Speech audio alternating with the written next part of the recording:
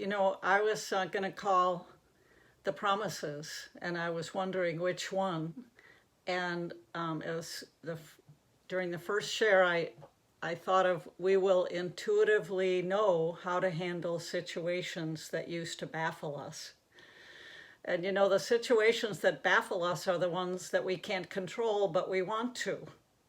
Watching people suffer, watching things that, quote, shouldn't be happening.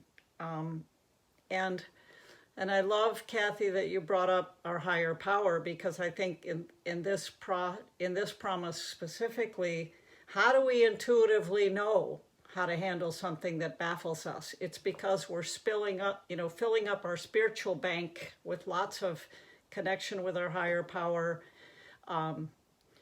connecting with one another, so sharing the love and receiving the love, praying and meditating, studying spiritual texts to gain a perspective on all of this. Obviously staying sober, all the things we do, working the steps, because how do the steps, the sixth step, becoming entirely ready to release something that's been kicking my ass, wanting to control this, wanting to change that, wishing this were different, suffering with these people, this situation. And, it's pretty clear when I try to, what is God's will? Well, I think the only thing I know is that to love God and love one another. It's not to try to control one another. It's not to even worry.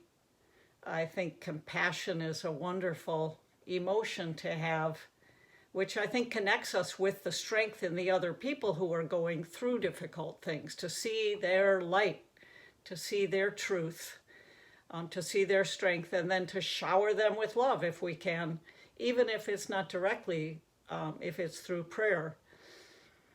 But it is true that for us, I wanted to say almost everything, but it's probably true that everything has a spiritual solution. It's just that we don't know what it is because we're too limited, quote, to figure it out. The only thing we can figure out is that we better come to these meetings, put ourselves under a favorable influence of our higher power so that we begin to see things differently. And one of my favorite prayers is, help me to see this differently, because my worry mind sees scary stuff, and that scary stuff used to baffle me. But if I pray enough and connect enough, I will intuitively know how to handle it. And by handle it, I think they mean how to think about it, and if there's action required, what to do. So thank you.